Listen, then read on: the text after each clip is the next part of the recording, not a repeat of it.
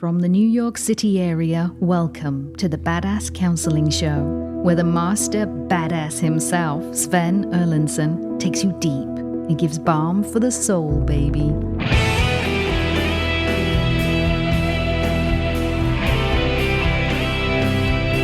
Welcome to the Badass Counseling Show, lightning round, zippity zip, bang bang pow. We are here, and it's great to have you here. My name is Sven Erlandson. I am the host of this show. Whether you are checking in with us from Poland, or from Wisconsin, or Bradenton, Florida, maybe Alberta, Canada, Wilmington, Delaware, it's great to have you joining us for this lightning round episode, where we just take questions on all things life, anything you may be struggling with. You may know me online as the Badass Counselor, and I am joined in studio by my colleagues and producers who run this fine operation. I've got Casey, who is invariably over in the booth, and Rob the Rocket sitting next to me. Hello, Rob. Howdy. How we doing today, Sven? Lovely. Good. Lovely. I was driving over tonight, and I was reflecting on the brilliance. Have we reflected recently on the brilliance? I was at his concert, I don't know, a year and a half ago, at the brilliance and multi-genre, so many fucking hits of Kenny Loggins. Ah, yeah. Kenny Loggins. Yeah. I mean, from the House at Pooh Corner to fucking Caddyshack to Top Gun to all of his hits. I mean, what an amazing artist. I very much liked Loggins and Messina before he went solo. Well, and then there's that.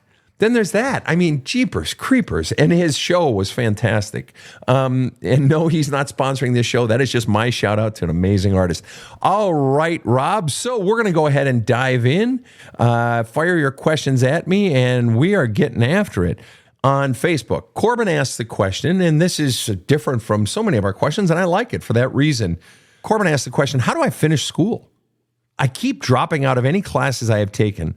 How do I finish school? I keep dropping out of any classes. If you and I were in a conversation, I would say to you, what's the reason you don't want to be there? Because your actions seem to be indicating that your heart isn't in it, that you really just don't want it. You're dropping out, I'm willing to bet, not because your performance isn't good or whatever. You say, how do I finish school? Which says you've largely come this far and probably done fine. If you're near the finish, you've obviously passed.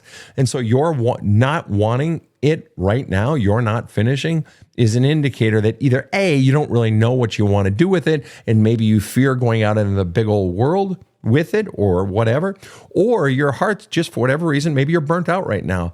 I dropped out of college, 4 times before I finally finished, 3 or 4. And then I dropped out of seminary. When I was in seminary, graduate school, 1, 2, I switched schools 1, 2 or 3 times. And you know what? Each time, by the time I was done with college, 3 years after I was supposed to have graduated, I was fucking motivated. My final year, ended up graduating, Summa, and fucking banged that shit out. Had a great advisor. I loved it. By the time I ended up graduating from seminary, I was motivated. I knew what I wanted to do, and so on and so forth. So take some time off. It'll be there. It's not going anywhere. That's the hot tip of the day. All right. I got one if you want. Oh, you have one. Sorry. No, I just thought you were on pins and needles over there. I usually let you do 2 before I jump in. Oh, jump. All right. This is from YouTube, and it's Alex who says, hi, Sven. I've been journaling for over a year. I read Love Cup. I'm reading Sedona Method, but I still notice negative thoughts and voices in my head. Any tips for going deeper to really clear them out? All right. So you've done Love Cup and Sedona and so forth. Just for the record, for those of you who do use the Sedona method, one of the things that's sort of best to understand is, in a way, that book and my book serve 2 different functions, complementary functions, but different functions. That book is for when you can identify what your feelings are. My book is for helping you identify what you really feel. And if you've never really felt feelings or you've turned off feelings from a young age, my book is geared to helping you unlock that. And so he's saying what? That something is still sticking. He's still having what, Rob? He says he wants some tips about how to go deeper to really clear out those bad feelings. So bad feelings. And so then my question to you would be, well, what are the bad feelings? Can you name those feelings? Are you naming those feelings in your journaling? You didn't say whether or not you're journaling. What is it? He said, I've been journaling for over a year. Great. That's great. That's a wonderful start. And just so you know, if you have significant trauma from your past, or if you have, maybe you lost a major relationship that had been going on for 10 years, to still be in the thick of strong feelings a year later is not uncommon. In fact, it's very common. Unless you are in very deep, intensive therapy like I go into, where I move very, very rapidly, it's not uncommon to still be in it a year later. What you should be doing is when those negative feelings come up, they need to be treated with just like any other feeling. And that is, they need to be treated, just work on flushing them out. Journaling, well, I'm feeling guilty today. Let's say guilt is it. And why am I feeling guilt? What's really going on here? And in your journaling, you guys, and this is really a great setup question. I like this question because in your journaling, if you're finding you have a sticking point or something's randomly coming up, the question or, food group of questions you need to be asking yourself is, what's going on here? What might be going on here? Why am I feeling this? And a couple of trick questions for that. One of the questions that I use with a client, if they say to me, I don't even know why I'm doing this, or this has been going on in my marriage and I don't even really know what the problem is. One of the trick questions that I use, the deep question, if you want to go deep, is always the question why, or what's really going on here? Why am I feeling this way? But sometimes the trick question to sort of determining the what a problem is in a relationship or what's going on is, when did this problem start? When can be very instructive. Okay, so in your case, and what's his name, Josh? Alex, the question you can be asking yourself is, when does this particular negative feeling, if it's happening recurrently, when is it happening? Is there a theme to when it's happening? You're looking for patterns, okay? Well, shit, I noticed, yeah, Sven, it's funny you say that. It actually, I don't know why, but it always happens on the weekends. Okay, boom, there we've got an in. Well, why the weekends as opposed to a Wednesday? Or I can tell you when, Sven. It's every time I drop off my kids with my ex-wife. Or whatever it might be. Is there a when? Or when did that start happening? Well, honestly, this particular negative feeling, Sven, started happening about 3 years ago. Okay, well then my question, if we were in session, would be, why 3 years ago? Why not 4.5 years ago? Why not 6 months ago? Why? And you'd be like, well, fuck, I don't know. And I'd say, well, give it a shot. He's got a suggestion here. Go Following for it. up, I got divorced recently and noticed the negative self-talk, negative thoughts really ramped up. There you go. So then my question to you, Alex, would be, okay, what's the correlation between the divorce and the negative self-talk? Is it because you feel bad for what you did? Is it because someone is making you feel bad? Now it's a divorce, so I'm going to assume your ex is making you feel bad. Are you getting judgment from someone close to you, a mom, a dad, your kids, perhaps? In other words, why did it start then? What is the correlation, without us getting into a long counseling session here, what is the correlation between the divorce happening and now this increase in negative feelings? I'm betting you feel guilt or someone is making you feel shitty. And if we have a response on that, Rob, I'll take one more response from him. But so one of the tricks, you guys, in your journaling, if you're trying to go deeper, is the question when. Another question that you can be asking yourself is, why this? Why this?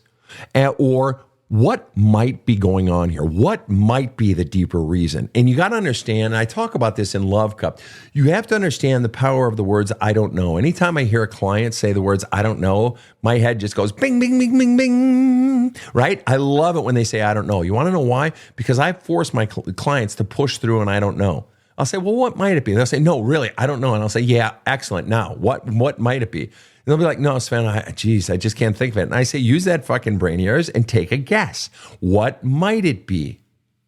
And invariably, without exception, and I tell them, you can change your mind in 3 fucking minutes if you want. But what might it be? Invariably, without exception, when they take a guess, there we go. We've got the thread. We start pulling on that motherfucker, and it invariably leads to some new illumination. Rob, it sounds like we have a follow-up from Yeah, Alex. we do. He says, I perceive that the negativity is coming from the voices in my head planted there by my parents who also got divorced. And what would the voice be is the real question.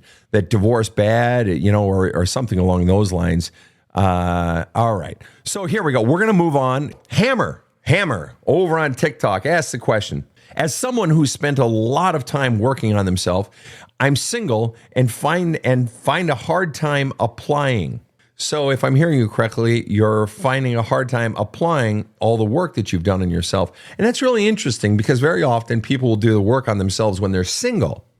And then the real challenge is then to apply those boundaries you've learned, apply that self-confidence, apply that refusing to be treated poorly once they step into the relationship. Why?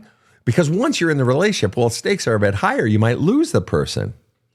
And so the real challenge then is applying it in the relationship. But you're saying, as someone who spent a lot of time working on himself, I'm single and finding a hard time applying. And the truth is, you're struggling with something. There's some sort of block. And usually if we're having a hard time applying, it's because there's a deeper belief down there. And the deeper belief down there is somewhere in there is that I'm not worthy, I'm not good enough. People may not like me. I fear people not liking me if I stand up for myself. I just had a client yesterday. And, she told me, it's like, Sven, I've always been afraid people might leave me, but it's changing now that I'm doing the work.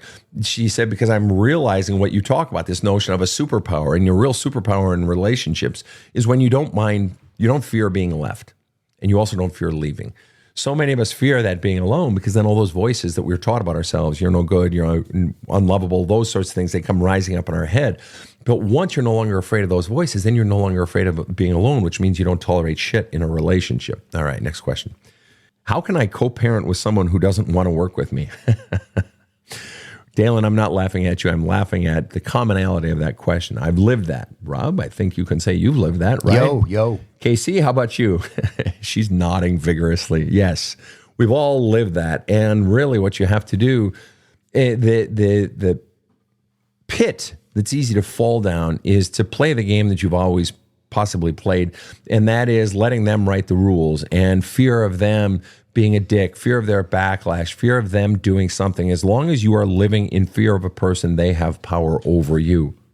And you won't stand up for yourself. Most importantly, you won't stand up for your children's rights. And you have to understand, people, that it's not just that you have, if you're co-parenting, if you're divorced, that sort of thing, it's not just that you have a right to your children. It's infinitely more powerful than that. Your children have a right to you. They need you more than you want them. They need you to fight to be with them, to not neglect them, to not give up. They need you going after what's right because they need you. They need their father, or they need their mother, or they need their however you identify. They need you. They need to know you give a shit enough to fight for them. So how can you co-parent? By standing fucking strong. Don't back the fuck down. Don't. Stand up because you're doing it for your kids. You're not just doing it for you. You're doing it for your kids. Rob, you got one? Yes, I do. Over on YouTube from JB Jabe. I grew up with economic hardship. I had to beg for my parents to buy the basics. I feel like that. Today I hate making money. Is this weird? No, it's not weird. To hate making money. I have a young man who I know quite well, and he says he just hates money. He does very well, and he says, I hate money. And everybody has a different relationship with money, which for a lot of people may be odd or weird, but it's actually not. It's quite common that you've had a negative association built up with regard to money. Speaking of associations, simple one to understand might be this, and Rob's heard me say this before, but when we were in high school, one of us guys, from the block, whether Hughes or Emerson or whoever the hell it was, wrote a ring. One of the guys got fucking read somewhere. It was probably Teskey, actually. One of the guys got read somewhere that when you're on a first date with a woman or a girl, take her to a scary movie. Now, I hate scary movies, but this is really interesting because what a scary movie does is it releases whatever brain drug, endorphins or whatever.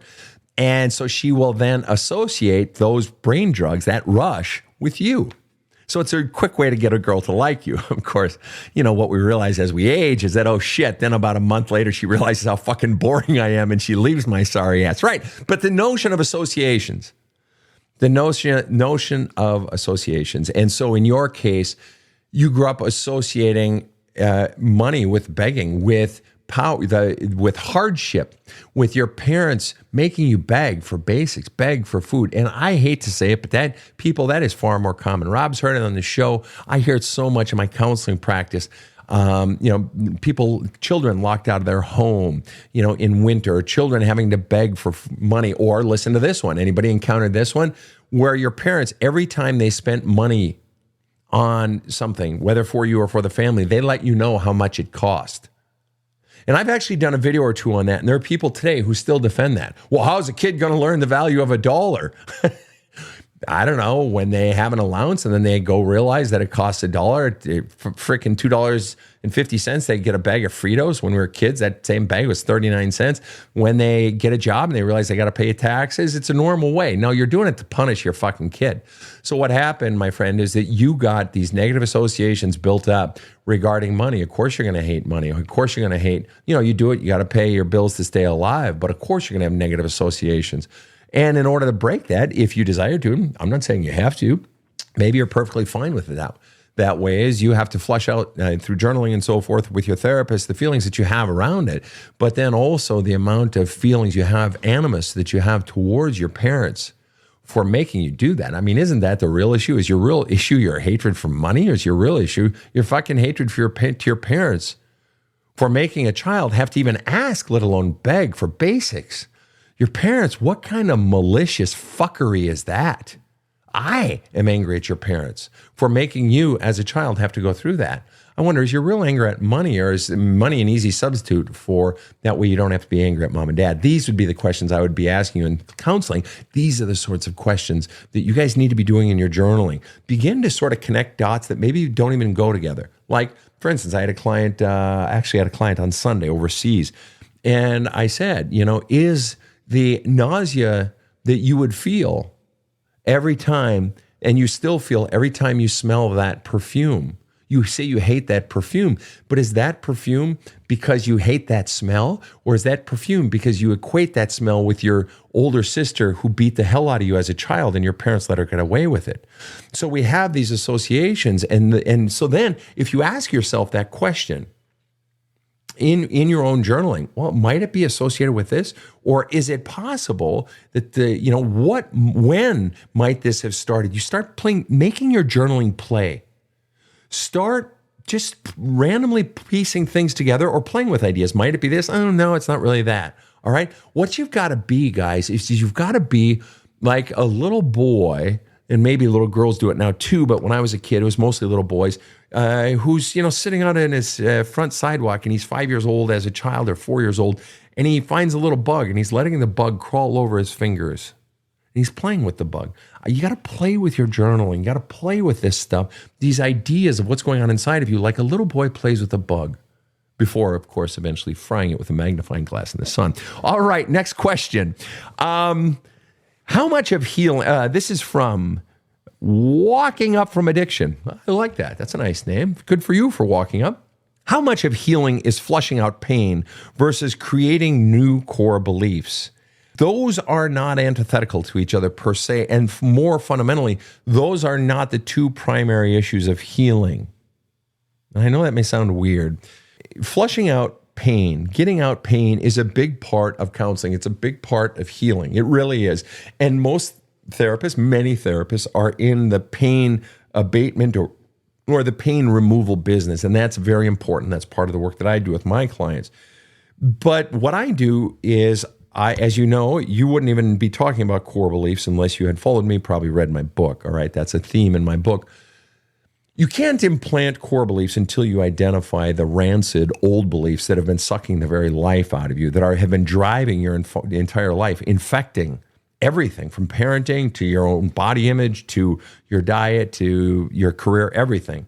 And so the flushing out of pain is very important, but the most important thing is that deep dive into self to begin to identify what your core beliefs are, and most importantly, the path to discovering what your core beliefs are that you can't even see is to begin to look at your past in ways you've never seen it before. I had a client today, and we were diving into the truths of his life, diving into the truths that were completely topsy-turvy, upside down. At the end of the session, he says to me, Sven, I'm feeling a little bit upside down after all we did today. I said, little bit my ass. We turned your fucking world upside down and blew the fuck out of your brain. And he's like, okay, you're right. and so the point is, but I was just reciting back what he had said in his autobiography and in the endless pages of notes that I take in session. I took like 18 or 19 pages of notes, and I'm just drawing out story. And then my brain is piecing things together like the little boy playing with the bug. Well, this doesn't make sense. Well, what about this? But wait a minute, you said it was 30%. The amount that your, dad loved you or whatever it might be. And I'm piecing together all these things. And all of a sudden the shit ain't making sense. And he's like, oh, fuck. And so what that means then is if your dad only loved you 30%, but he was always around, he was around, but he wasn't fully present, then blah, blah, blah, blah, blah. In other words, by turning the story upside down and sort of shaking it, by looking at things in ways we can't see, originally we haven't been able to see, we began to see the story differently, and we began to see what the real truths are that I was being taught about myself. So to answer your question directly, how much of healing is flushing out pain versus creating new core beliefs? I can't even, I'll answer it. I'll play the ball as it lies. Flushing out pain is 30%. Creating new core beliefs, 10%. The real issue is identifying and excising existing deleterious, destructive core beliefs from your past. That's the real fucking work. And so, yeah, that's what the book is for. You guys have heard me talk about it a million times. There's a hole in my love cup. And then the new workbook just came out less than a week ago. There's a hole in my love cup workbook. It is all of the questions that are in Love Cup plus more. Literally now every single chapter has journaling prompts, and we've got pages in there for you to do your journaling, lots of extra journaling questions. And so you can get those together. Strongly recommend it. Like I said, there's new added content in the workbook. There's a hole in the Love Cup workbookie. All right, you guys, we're going to take more of your questions right after this short break. Okay. Well, you've heard the podcast, you've listened to other people's issues, maybe you've studied hundreds of Sven's TikTok videos. Time to stop lurking, face your fears, and focus directly on the one person in your life who can benefit the most from Sven's experience and insight. Now, that would be you. Just go to badasscounseling.com and order Sven's book, There's a Hole in My Love Cup. Or check out his many video courses. Sven found a way to help himself out of a 12 years depression. It worked for him, and it can work for you too. Check out badasscounseling.com today. This show provides soul counseling intended to entertain and inform and is not medical advice.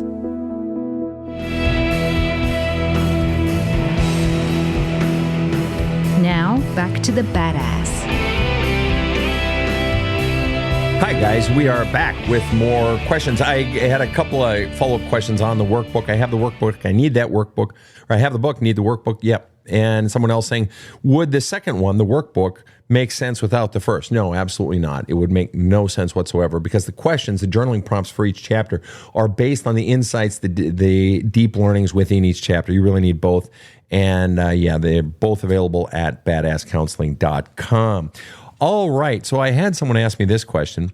This is a good one. Julie Sharp Jones asks on Facebook, do you think it's important to remember missing pieces of a time that occurred during traumatic events? Can you heal from them if there are gaps of missing time? You absolutely can heal from them. Do I think it's important to remember missing pieces of time that occurred during traumatic events? Sure. I think it's all important. That's missing for a reason. Now, can you heal without remembering that? Absolutely. There may be just gaps, and you can let that go. So what I would recommend is going into the healing of the parts you do remember, going deep into it with your therapist or clergy person or however you do your work, or if you're doing it on your own, in your journaling and in your work with Love Cup. Going into it and beginning to flush. And the thing you guys have to understand, I'm saying this based on the fact that I've been journaling since I was 13. It means I've been doing it for 44 years. All right. So this is based on personal experience as well as other thought leaders who have written books on journaling, as well as just literally thousands of clients over the years. One of the neat things about journaling, when you start going deep and really flushing out what's going on inside of you, or just starting with what's presenting today, I'm so fucking pissed at my boss and blah, blah, blah, blah. Once you start flushing the thoughts and the feelings, the thoughts and the feelings, the thoughts and the feelings, guess what? More will come. And the deeper you go, the more that will come up from the deep. Because the metaphorical language I use, it's like you're conveying to your soul, okay, I can handle a little more. Okay, I'm not afraid of this. Now send me some more. And your soul will send up more for you to tangle with. And the more you keep going, keep pulling on those threads and keep pulling on those threads. And I don't mean all in one sitting. I mean each day or each week or each month or each year. The more you keep pulling, the more it's going to come. So Julie, to answer your question, the more you go into the trauma aspects you do recall and allow the feelings to come with it and flushing out all of those feelings, the more you do that, guess what's going to happen? You're going to start to remember things that you had forgotten. You're going to, in all likelihood, remember some of the lapses. Those lapses very often exist because your brain is protecting you from something very often. Not always, but it's often protecting you from something that might have actually been the most painful to look at or think about or remember or feel. And so the more you get out the ancillary things or the things you do remember, the more likelihood it is that you're exhibiting to your own sense a sense of self, that somewhere at some deep soul level, it's like, okay, I'm doing all right. Hey, I handled that. Sort of microdose the shit out of that fucker. Now send up some more. And what you may find is then it will come. But don't press it. Don't worry. It doesn't have to be a source of anxiety. If it comes, it comes. And you can address it and allow it to come at that point. All right, next question. Rob, you got one? Yes, indeed. Ralph on YouTube says, last night I had a conversation with my partner where I expressed my desire to have a child. The conversation resulted in her talking of separating, and now I don't know what to do. Wow. Yeah, that pretty much is the answer without the answer. I mean, if I bring up, hey, what do you think of having a child? Right? And then my partner says, I think we might want to separate, or I may want to separate.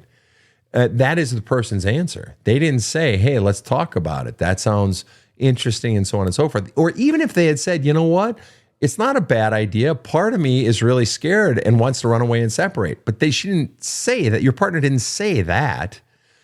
They didn't say, yes, I like your idea, and it also scares me and makes me want to run away. They didn't say that. They just started talking about separating, right? So that tells me this is a person who's not interested. This tells me this is a person who is saying, get back. I don't want to talk about that. I'm not interested. It scares me. But if the person can't, or if they want the relationship and even want the child, but it scares them, but they can't say that, well, that's kind of not your problem. They need to learn to say what the fuck they really feel.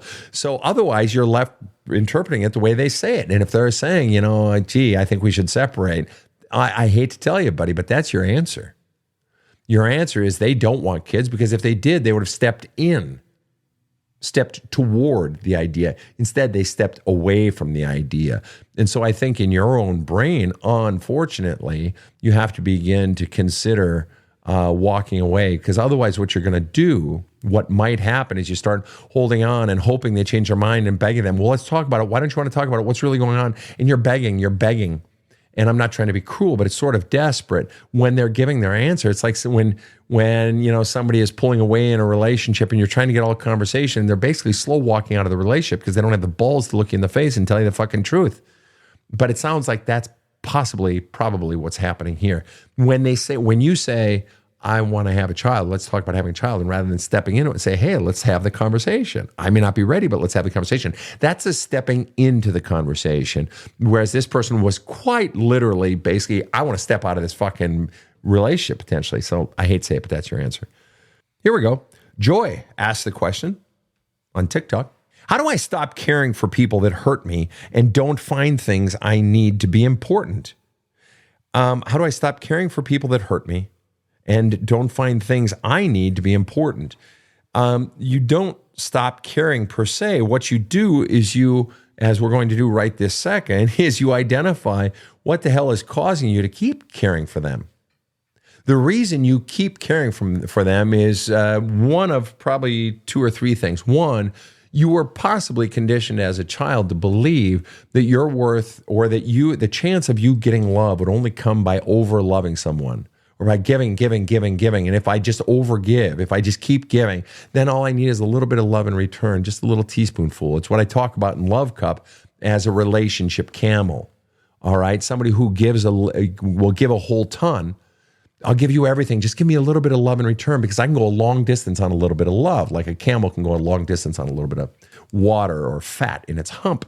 All right. And so you're wondering, how do you get over that? How do I stop caring for people that hurt me and don't find things I need to be important? So one would be identifying in your past, where did you get the message that you need to give, and it's not about what you get in return. I just need to keep giving even if someone doesn't want me. Furthermore, it's possible you were conditioned in your childhood that you're not worth a shit. And so what you've done to try to get that love from, you were criticized a lot, you were put down, maybe you were hurt, maybe you were ridiculed. And so to try to get the love, you just give as much as you possibly can. Again, hoping to get a little in return. The other reason that we overgive to someone, that we keep caring even when they hurt us. Now think about that, people. I keep caring even when they hurt me. Now, any person who is self-respecting and has self-love would not allow that to continue. They would either shut it down or they'd walk away. And I'm in no way disparaging you, Joy. I'm just saying that is an indicator, okay? And so and someone who doesn't consider your needs important. So either A, you have some conditioning inside of you that says this is the best you can do, and you just have to keep giving, and you're terrified of someone not liking you, and that's why you keep giving. The idea of someone walking away from you, you would rather tolerate mountains of shit than them walking away from you, because them walking away means I really don't like you. Even though obviously they're treating you poorly indicates they really don't like you, or they're being mean because they can. But here's the other thing, you want something from them. If you're ever overgiving, if you're ever allowing someone to treat you poorly, always ask yourself the question, what is it I'm really wanting from this person? Let's say it's a parent. Well, I really want, my mom to just acknowledge what she did to me. And then I ask the question, well, then what? Then I could maybe begin to have a relationship with my mom. Well, yeah, and then what? Well, I don't know. And I'd sort of start to feel love from her. And then what? Well, I guess that would feel good. Well, then what? And I'm just giving an example of a scenario. They don't always go like this, but they always end up in roughly the same place. And if you had that relationship and if you had that love from this person, from mom, then what? And had that relationship, then what? I don't know. Then I would feel finally have some peace inside. Yeah, then what? I guess I could finally start my life. In other words, you're wanting the acknowledgement from your mom. You're wanting her to see what she's done so that you get the love, so that you get the relationship, so I could start my life. In other words, my life has been on hold for 60 years because I'm still waiting for my mom to give me the affirmation, the acknowledgement that she hurt me, and to heal the wound from childhood so that I can begin my life. In this particular case, Joy, you're wanting something for whomever it is that's hurting you and ignoring your needs. You're wanting something from that person, and therefore they have power over you. And you guys, just so you know, anytime you want something from someone, they then have the power to make you miserable by denying it. So as long as you want that, they have power over you. And I'm not saying you shouldn't want things in life. What I'm saying is when someone doesn't want to give you what you need or what you want, don't keep begging, because you're giving them power to make you miserable. And the more some people have the power, the more they will use that to hurt you simply because they can. All right, next question. How do I ask for a divorce? I think about it and can't seem to say it. How do I ask for a divorce? I think about it, can't seem to say it. He is in active addiction, and I have tried for years, begged, pleaded, ultimatum, etc., but no change. Why can't I say it? No, you're afraid. And the mere fact that you say ask for a divorce rather than file for a divorce is a little bit scary. Are you not asking? If you need to get a divorce, you don't need someone's permission. I think about it, and I can't seem to say it. He's in active addiction, and I've tried for years, begged, pleaded, ultimatum. The mere fact that you're begging and pleading and says that you're wanting him basically to make the decision. You don't want to make the decision, which tells me you have some fear over, potentially have some fear over being the one who's actually making the decision. Maybe you fear like looking like the bad guy. Maybe you fear hurting him.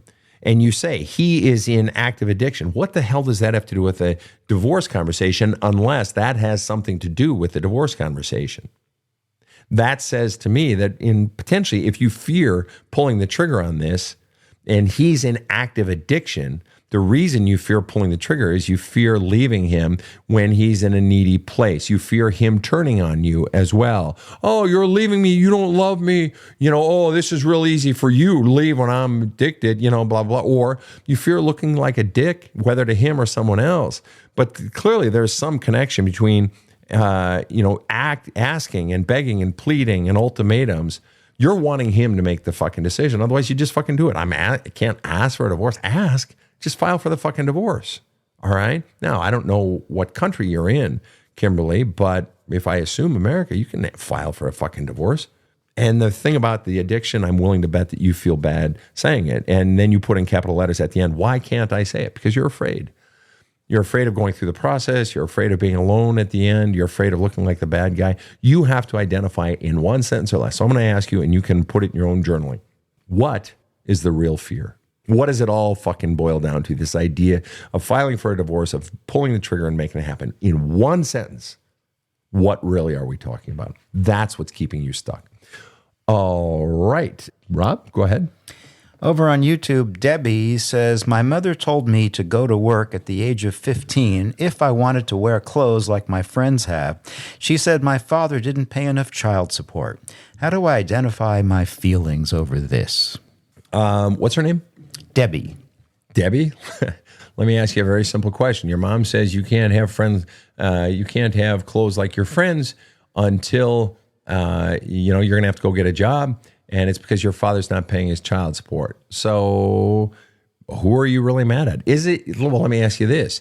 Is it possible that you have feelings of feeling hurt that your dad didn't pay the child support and you could have nice clothes? Is it possible you're feeling hurt that your mom didn't at least once or twice prioritize you having nice clothes and maybe in your mind or your childhood mind, put in the extra effort so that you could? How is it possible that you're feeling hurt and angry that neither of your parents stepped up so that you could have a nice dress or a new pair of Guess jeans or whatever the fashion was when you were a kid? And so is it possible to have negative feelings towards each of them? Because I'm betting you wouldn't be asking that question unless it was some sort of negative feelings. You're not thinking, I feel such joy, such bliss, and I really don't know how to feel the bliss over the fact that I had to get a job and to pay for my own clothes. And so the question would be, what is the negative feeling or feelings you are feeling, and who is it really directed to? And you're asking the question, well, how do I identify what it is? Well, let's start with this. Honestly, I'd be sad and I'd be pissed off. If I were in your position, in all honesty, I would be sad and pissed off. So let me ask you this. Why are you not sad? Why are you not pissed off? And then I'd ask the question, who are you pissed off at more, at least today? You're not looking for universal truth who had greater fault. What you're looking for is what that child really felt then and what the adult child is feeling now. You have to understand, you guys, feelings aren't inherently right or wrong. They're morally neutral. They are simply a response. It's what you feel in response to a stimulus. So feeling a feeling, regardless of how rational or irrational it might be to someone else, is irrelevant. It's just a feeling. Now, the actions you take on that, that's where morality can come in. But you having a feeling is just you having a feeling. So the fact, I think in this case, if you don't know what you're feeling on that, I'm willing to bet that A, you've been taught that your feelings don't matter. B, you're terrified of feeling the actual feelings you feel, which I'm willing to bet is sadness, anger, hurt, possibly rage at both your parents. For all you know, how the fuck do you even know if your mom's telling the fucking truth? I mean, it'd be easy to villainize your dad in this case, but how do you know? And willing to bet that that is just one isolated incident, that it's possible that there are other incidents that play into a larger fucking narrative here of your mom and dad vis-a-vis or with relation to money. All right, next question. Linda asks a universal age-old question on Facebook. How do you tell your heart to stop loving someone? Oh, haven't we all been there? Then you get people saying to you, just let go. Linda, just let go, right? I remember I was told that at the end of my first marriage, a couple years after the fact, people saying, brother would say it or a dear friend, Sven, you just got to let go. Oh, okay, I'll just do that. Fuck, yeah, you're right. It's like that light switch last night in the dining room. I just got to turn it off. Just turn it off. No, people, you can't do that. And people who try to be in the business of just stuffing feelings down or ignoring them, Short term, that may seem like a effective solution. Whole lot of men live that crap old way of living. That shit'll bite you in the ass later. Sure as the sun rises in the east and I have a proboscis on the end of my face. All right?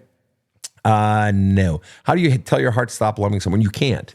Remember what I was talking about feelings? That a feeling is an expression of an energy, all right? It's just an expression. It's a response to a stimulus. So if you have feelings of love in your heart, you can't make those stop by just saying, stop it, okay? I mean, it's like telling someone, stop crying. Yeah, oh, good luck with that. I just hit my fucking thumb with a hammer and you're saying, stop crying, quit being a pussy. Ow! I'm crying, right? Okay. So anyway, you ask, what do you do to stop the love? Now, this is a really good question because after my second marriage, and I divorced my second wife, first wife divorced me, I was still, even though I divorced my second wife, I loved her. She was an amazing woman. It didn't work. Too much fighting. It was just fucking bad chemistry. Wonderful woman, though. Really wonderful woman. And about a year later, I still was feeling love. And I realized that my feelings of love for her were getting in the way of my moving forward. And I don't even mean moving forward into a new relationship because I wasn't in one or near one. It was just moving forward with life that I still had one foot. I had 1 foot in the future, but I had 1 foot still in the past. And the foot I had, the feelings that were keeping me stuck weren't feelings of anger or rage or sadness. It was feelings of love. And so then, because a lot of people would ask, why would I want to release or let go of feelings of love? Because they can keep you stuck in the past, as Linda is seeing. So what do? Simplest answer, Linda, you start talking to your therapist about it. But even simpler than that, save you fucking $100, or in my case, a lot more. Save yourself some money, get a pad of paper and a fucking pen. Hell, get a pencil, get a crayon, get your fucking eyeliner, and start writing. And what you want to write is a fucking letter to the person you're in love with, a letter that you do not send. The reason you don't send it is because the point isn't to try to sell them on anything, to win them back. You already know that's not going to fucking work. Otherwise, you wouldn't be just trying to stop loving them. No, the purpose of this letter is to heal you. And if you're writing a letter to someone to tell them how you really feel, you're basically writing a letter to convince you, to effect some change or some action. Whereas a letter to heal you is just you flushing out your raw feelings, all of them. I love you so much. I miss you so much. God, I miss your tight ass. I miss, you have such a pretty face. Oh, I miss coffee together in the morning. Oh man, holding your hands while we were on walks was the best. You have the softest fucking skin on your cheeks. I love, when you would wear that fucking white shirt, and blah, blah, blah, blah, blah, blah. All of it. Flush it. Go to your favorite places that you used to like to go together. Walk and whatever, fucking go to the aquarium and bring your journal with you and write about the feelings you're fucking feeling. Go to anything, do anything that reminds you of that person. Watch that favorite movie. Oh, man, he used to love to watch The Godfather. All right, great. Watch The Godfather, then watch it again, until you're watching it, and journal as well, until you watch The Godfather and it's decharged. The emotional charge is gone. Or wear that favorite white shirt that he always liked that you would wear because he thought it looked sexy and you still sort of smell him in the shirt. Great, keep wearing it until wearing it or going to that restaurant no longer has the emotional charge, no longer makes you think of him. That song that always makes you cry when you think, great, listen to it. Then listen to it again, then tomorrow listen to it, and then journal about it when you listen to it on Friday, and then listen to it. And eventually, either A, the song's going to hold no meaning, or B, you're going to get so fucking sick of that song, like that old song from that line from the song, like a worn out recording of your favorite song, the Pina Colada song. Worn out recording of your favorite song. And that's what you're fundamentally trying to do with all of these experiences. In decharging them, you're trying to create a worn out recording of your favorite song. And that is when your heart will naturally let go, because right now you're holding on. And the only way we loosen your grip on that person is by allowing all of those feelings. Allow them to come up. Don't try to stuff them down by saying, heart, you stop loving them now. Just stop it. No, welcome all the feelings. And then they'll just naturally just float away. Rob, you got one? Yes, I do. On YouTube from Emily. How can I express my anger that I have towards my narcissistic dad? I am currently no contact, but I still have so many things to say to him.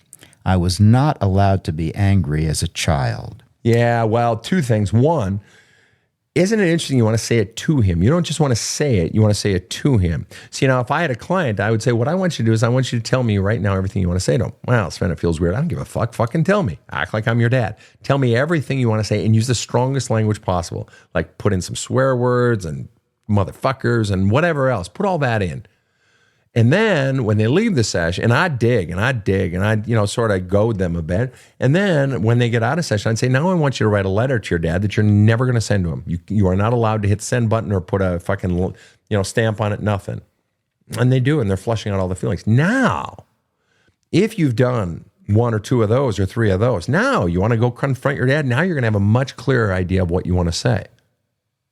But it's decharging all the feelings you have. And I mean, when we're emotionally charged up, that's when we make our worst fucking decisions in life anyway. I tell people that in any situation. Get your emotions out. You just had a fight with your wife. Go in your fucking office and start flushing out all your feelings. Write about it. Put it into words. Put your feelings, your thoughts, memories into words. And then go talk. Why? Because now you're decharged. Now you can be calm and present. So the first thing would be write out everything you want to say to your dad. And then I want to ask you this question. What's the real reason you want to say all this stuff to your dad? Is it because you just genuinely want to get it off your chest? Or is it because there's a particular response you are wanting in return? Now, very often, not always, but very often when someone is wanting to confront someone, a lover, a parent, whatever it is, it's because they are wanting a particular response in return. And very often, not always, and they don't always want that. Sometimes I just want to say it. I just want you to hear it. And I don't even fucking care if you give rebuttals or denials or deflections or dodges. I'm going to fucking say it because I need to say it. But what we very often discover is that it's not just I want to say it, is I want something in return. And very often it is that acknowledgement of what was done and maybe even an apology. And see, then you're wanting something. See, now you're going into a situation where somebody has power over you. Well, what do you mean they have power over me? They have the power to not give you what you want. And the truth is, if your narcissistic father, or as I call an extreme taker father, if he has a long habit of already not acknowledging what he's done to you, isn't it likely that in this situation, he's not going to acknowledge what he's done to you as well? Isn't that reasonable? Now, he might. God bless him if he does. But if he truly is narcissistic, as you say, then he's not going to acknowledge it, which means you're walking into a fucking buzzsaw because you're wanting something that in all likelihood you already know in advance you're not going to get, which means he has the power to make you even more fucking miserable than you already are. Now, I'm not saying you shouldn't do it. You do whatever the hell you want. It's your life. I'm just saying when we want something from someone, they have power over us, the power to say no, the power to withhold. And then I would ask you the question, as I sort of mentioned earlier, if you're wanting something from your father, what is it you want? Well, I'm wanting acknowledgement. Then what? If you got the acknowledgement, then what? Well, then, I don't know, maybe an apology. Okay, then what? I don't know, then maybe we could have a real conversation. Okay, then what? Then maybe we'd have a relationship and conversations and stuff. Then what? I don't know, then maybe I'd feel like I matter and I'm loved. Then what? Well, then, I guess I wouldn't feel so bad about my past. Then what? Well, I guess basically I'd finally have some fucking peace and maybe I could just finally get on with life. So the real reason you want to confront your dad is because you want to be able to get on with life by getting something from him. So in other words, what you're saying is the reason you're stuck in life or having miserable relationships or you've chosen careers that you're not proud of, the reason is because you can't really begin your life your way because you're waiting on father to give you something. In other words, your father fucking owns you without even trying. He can keep you fucking stuck without even trying. Because you think you need something from him or in order to begin your life. You need him to heal the wound that he caused when you can heal it yourself. All right. Catherine says, Sven, please help me understand. Were I to call and tell you about my childhood, you would hate my mother. She writes in all capital letters, my mother, and fully support me. If my adult children were to call, you'd hate me and support them. It's so effing confusing, but I keep on listening, so I want to heal. So there's actually not even a question there. So I'm going to comment, and then I'll get one more question. I thought there was a comment in there. Catherine, yeah, that's right. That's right. And the reason I always tilt towards the child, and then if I can heal the child, heal the adult child, then they can make decisions on whether or not they want to continue or create a new relationship with the parents. But the thing that's always working against the child is that the parent has all the power. Furthermore, the parent in those first 18 years of life, it's more than that, but the parent had all the power. Furthermore, the parent had all the responsibility. Children do not exist for adults. Adults exist for children. Children do not exist to pour love into the love cup of parents. Parents exist to pour love into the love cup of children. So what's interesting in your little equation there, Catherine says, please help me understand. Were I to call you and tell you about my childhood, you would hate my mother and fully support me. If my adult children were to call, you'd hate me and support them. It's so confusing, but I keep on listening. Right. And what I would say is the mere fact that you likely still have shit that you're struggling with that's still infecting you and perhaps outright driving you from your mother indicates, that tells me where the problems came from that have potentially that you have created in childhood for your children. I mean, obviously part came from the other parent as well, but you guys got to understand there is no greater impact you will have on your child rearing than healing your own past and your own childhood. All right. Last question. I'm going to take a quick one. I'm going to take an easy one. Rob, if you got a quick and dirty one, give it to me. Otherwise, I think I've got one. I have one if you want to riff. Do you feel like riffing? Lay it on me, Mukau. Okay. Unique One asks, what does it mean to be an adult? Rob, I actually would love to hear your answer starting on that. No, you just wouldn't. play with it a little bit. What is it to you, Rob? What does it mean to be an adult? Well, let's see. Let's go backwards a little bit. What I tell my kids when they were younger and they had no patience, I would say to them, the difference between being a child and an adult is that an adult knows how to wait. And I understand that you don't know how to wait. But when you become an adult, you know how to wait, and that's the difference. That is indeed a significant difference. No doubt about that. That's good. One point, didn't really answer much, but that's No, what I I thought like of. that. And so what does it mean to be an adult? And actually then, let's reverse engineer it. What does it mean to be a child? Not even what's a parent's responsibility to the child, but what does it mean to be a child? When I think of what it means to be a child, it's to be, regardless of whether, my nephew, my great-grandson, step-grandson, however you want to equate it, Landon was over yesterday, and he comes up and he calls me monster because I love his big puffy cheeks, and I go, cow, cow, cow, cow, cow, like I'm chewing his cheeks and gobbling up his big fat cheeks, and he calls me monster, sometimes Cookie Monster, but I like monster. And so I grab Landon off the ground, and he's sitting in my lap, and he just got out of the pool, and his trunks are wet. I don't care. But then I'm giving him big hugs and chomping his face off. And then, and then I let him go, and he runs away, and he goes off and so forth to be with his grandma. And I realized that I have the fresh scent of urine on me.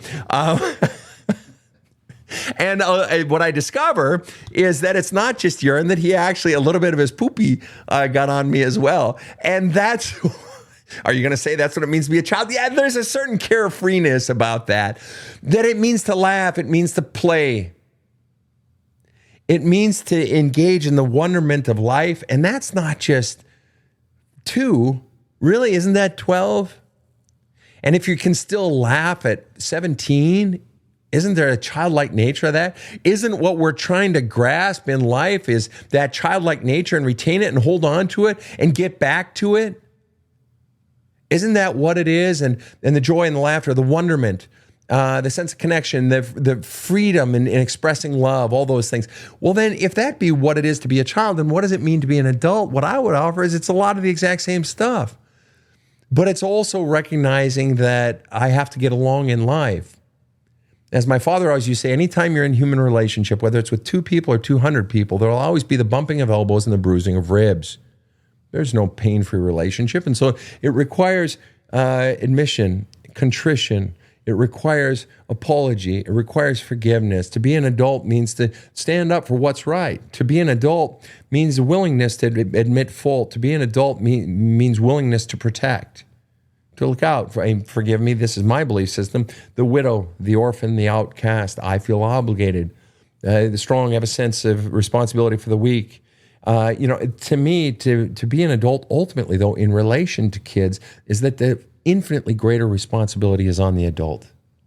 To take care of, to protect the emotional needs of the child, the emotional development of the child. To be an adult, Shannon says, aren't we all just children in adult bodies? Yes. And yet we have to learn to wait. We have to learn to be responsible. We have to learn to protect because there are children coming after us that we can't just be children anymore. That it requires this sort of this sort of toggling, this sort of yin and yang of both adult and child. And isn't that really in us what connects then with the child, is allowing our own inner child to come out? And isn't part of the loss that we see in friends or people we know that they've lost the child and it's become so bloody serious, or it's become so full of hurt and hate and so forth? Rob, you get final word today. Well, when I had a big job interview, when my daughter was 2, the general manager doing the hiring said, I want you and your wife and your daughter to come to my club. We'll sit by the pool and we'll talk before I hire you. I said, okay. So my daughter, who was 2, took off her diaper, her pants, whatever she had on, and she peed in his shoe. And so to be a child means you can do that. And to be an adult, all of us said, isn't that adorable? And I got the job. Wow. So he was a good sport. Yeah. Ah, bless his heart. He was an adult. He was an adult, that it's not a big fucking deal. All right. So to all of our friends in Alberta and Belgium and Poland and South Africa and down under, thank you so much for tuning into the Badass Counseling Show. Have a kick-ass day. The Badass Counseling Show is strictly copyrighted. No copies may be made without the express written consent of the Badass Counseling Show, LLC. The Badass Counseling Show is produced by Karen Camparelli and Robert H. Friedman. Executive producer Sven Erlandson. Original music by 2-time Emmy Award-winning composer Trevor Morris. Have a kick-ass day.